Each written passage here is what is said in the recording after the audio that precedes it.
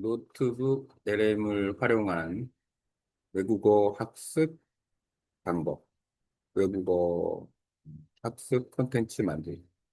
외국어뿐만 아니라 서핑이나 패들보드 같은 콘텐츠도 충분히 만들 수 있지 않나 생각이 듭니다.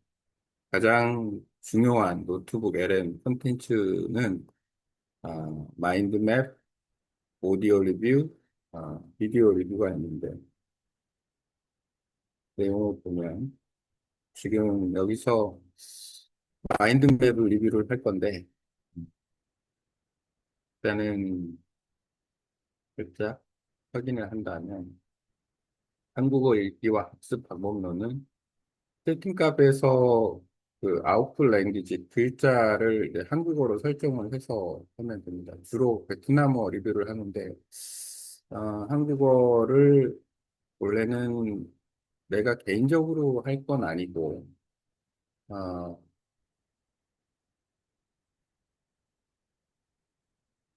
한국어를 배우는 언어 교환 친구가 하는 게 효과가 있는 건데 어쨌든 데몬스트레이션 하나의 그 예로 지금 리뷰를 합니다.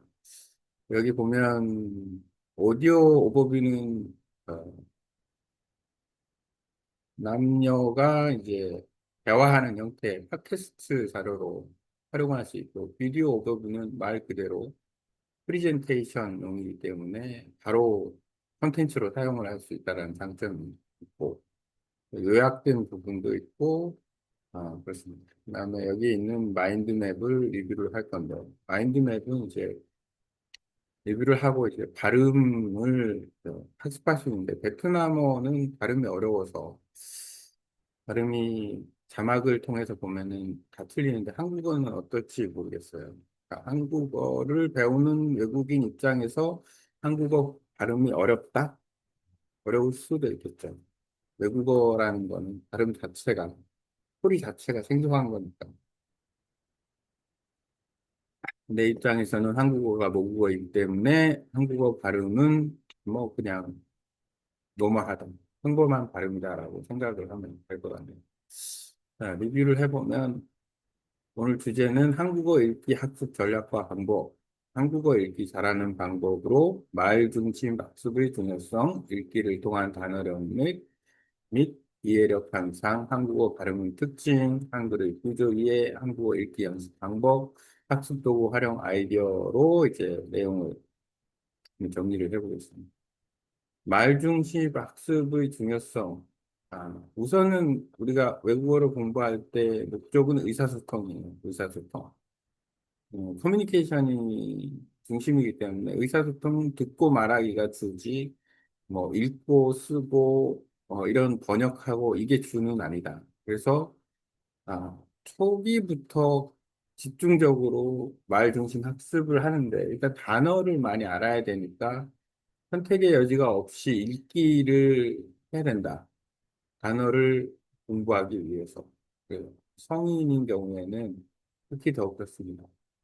이제 듣기 말하기 중심 학습이 가장 자연스러운 건데, 성인 학습자라면 성인 학습의 특징은 의식적으로 읽고 이해하는 과정이 필요한데, 그 중에서 이제 왜 그러냐면, 단어, 단어에서 이제 나중에 공부하다 보면 뭐 짧은 문장을 뭐 단어처럼 이해할 수 있으니까 그런 쉽게 말하면 집중 학습을 위한 기억을 위한 부분으로는 읽기가 꼭 필요하다.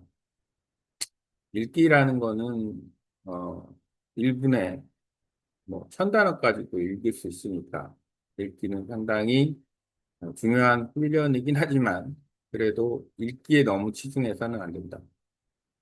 듣기 말하기 중심, 그 말 중심 학습이 50% 이상은 넘어가야 된다라고 생각을 합니다. 왜냐하면 일단은 커뮤니케이션이 되려면 듣기와 말하기가 돼야 되는데 이게 읽기 쪽으로 만약에 읽기 학습, 쓰기 학습으로 50% 이상이 넘어가 버리면 공부는 공부대로 하고 나중에 의사소통을 못 한다. 왜냐하면 듣기도 안 되고 말할 때 발음도 안 좋고 그러니까 자신감이 없는 거예요. 대부분의 성인 학습자가 가진 문제점이 바로 이 부분이다. 그래서 말 중심으로 최소한 50%, 최 50% 이상은 말 중심 학습으로 외국어를 공부를 해야 됩니다. 냉정하게 판단을 해야 돼요. 읽기를 통한 단어력 및 이해력 향상. 아, 현실적 어려움으로 읽기를 통한 단어 학습 필요. 그러니까 듣고 말하는 것만 가지고 단어를 확장한다라는 것은 그렇게 하면 좋은데 외국에서 살면 그게 좀 빨라질 수 있죠. 커뮤니케이션 할 기회가 많으니. 하지만 한국에 살면서 외국어를 공부한다? 그러면은 이건 현실적으로 어렵기 때문에 읽기를 통한 단어 학습이 필요하다. 꾸준한 읽기 효과는 단어 쓰임 향상, 문장 구조 향상, 문맥 감각 향상을 가지고 올 수 있다. 또 이제 의사소통이 되면 빠른 지식 확대가 가능하기 때문에 일단은 읽기를 해야 된다. 읽기는 중요하다. 그럼 한국어를 어떻게 읽을 것인가? 한국어 발음의 특징. 한국어는 일단 성조가 없는 언어다. 베트남어 대비 비교적 쉽다, 발음은. 아, 개인적인 생각입니다. 뭐 외국 사람 입장에서는 발음이 어렵다라고 생각할 수도 있어요. 왜냐하면 이거는 나는 쉬운데 상대방은 어려운 거죠. 내가 베트남어 발음이 어려운데 베트남 사람 입장에서는 아니 베트남어 발음이 뭐가 어려워 이렇게 생각할 수 있는 거예요. 왜? 모국어로 쓰는 사람 입장에서는 그 언어로 어려서부터 사용하고 생각하고 이미 그 언어가 뇌에서 기능을 하기 때문에 그건 뭐 아주 쉬운 얘기죠. 하지만 외국어를 배우는 입장에서는 발음이 어렵다. 소리 높낮이에 따라 뜻이 달라지지 않는 의사소통 오해가 적은 내화합리적인 소리 언어다라고 볼 수 있다. 한국어 발음. 발음상 비교하자면 뭐 한국어 발음이 좀 쉽지 않나 라는 판단은 해볼 수 있다. 한글의 구조를 이해하면 읽기가 쉬워진다. 한글의 구조는 어떤 구조를 가지고 있냐? 조합형 문자다. 알파벳 나열 방식이 아니다. 영어나 베트남어는 알파벳을 나열하는 거죠. 한국어는 한글은 조합형 문자인데 세계에서 조합형 문자를 가진 단어가 있나? 를 생각해 보면 있을 수는 있고 옛날 여진 문자 뭐 이런 것들이 조금 그런 형태인가? 언어 그래, 아는 언어가 많지가 않기 때문에 일단 딱 떠오르는 건 없습니다. 어쨌든 조합형 문자가 있긴 있을 겁니다. 조합형 문자라는 거는 자음, 모음, 자음 이런 형태의 조합으로 이루어져 있고 조합을 할 때에 나름의 규칙이 있다. 이 결합 방식 예시. 자음, 모음, 가나다, 자음, 이중 모음, 자음, 모음, 받침, 각. 그것도 예시문에서 가져다가 잘 마인드맵에 집어넣는 체계적이고 발음 중심적인 문자 체계다. 조합만 알면 모든 한글 읽기가 가능하다. 그러니까 일단 알파벳 소리값을 알아야 되고, 그 다음에 일차적으로 조합을 알게 되면 그 조합에 따라서. 근데 이거는 사실 뭐, 기본 읽기를 기준으로 따지면 정확한 발음이 아니라는 모든 언어가 다 조합형이다라고 볼 수는 있는데, 조합을 어떻게 하느냐. 조합하는 방식이 한글은 자음 모음, 자음 이중 모음, 자음 모음 받침 형태의 하나의 그 묶음으로 되어 있고, 그다음에 베트남어나 영어는 그냥 음절이 그냥 나열형으로 되어 있는데, 한 베트남어 음절은 음절을 하나하나의 음절을 떼고, 영어는 예를 들어 student 하면 그 음절이 붙어 있다라는 특징이 있죠. 그러니까 글마다, 언어마다 다르다. 한국어 읽기 연습 방법은 기본 자음 모음을 익힌다. 명리음, 비글리을, 미음, 비읍, 시읍, 이응, 지읒, 시읒, 티읒, 티읒, 비읍, 티읒 이렇게 익히고 아야, 어요, 오요, 우이 요곡이 뭔지 알고, 그 다음에 이중모음, 뭐, 예를 들어서, 아, 아에서 나오는 표현, 야, 에, 왜, 와, 워, 의, 의 등 이중모음을 알고, 그 다음에 이제 된소리, 뭐, 그 다음에 이제 격파침 소리 등을 알면, 그 다음에 이제 조합하는 걸 알면 이제 읽기의 시작이 된다. 기본 자음과 모음을 익힌다. 자음, 모음, 결합, 소리, 반복 읽기 가능하다. 짧은 단어와 간단한 문장 읽기를 시작하고 소리를 정확히 내는 연습 병행. 자음, 발음, 이중, 모음, 결과 세계에서 가장 빨리 읽을 수 있는 문자 중 하나이다. 라고 생각을 한다. 일단 기본 소리값으로 그 전달하는 부분에서 다른 표현이 그만큼 없다라는 거는 어떻게 보면은 소리가 더 많다라는 뜻일 수도 있어요. 내가 그 베트남어하고 한국어를 비교한다 그러면 베트남어는 육성이 있으니까 마라는 소리 가지고 마 이런 소리를 가지고 6개 단어를 한 단어로 한 알파벳으로 6개의 음종을 넣어서 묶어 놓으니까 전체적으로 따지면 한글에 비해서 단어 수가 적다.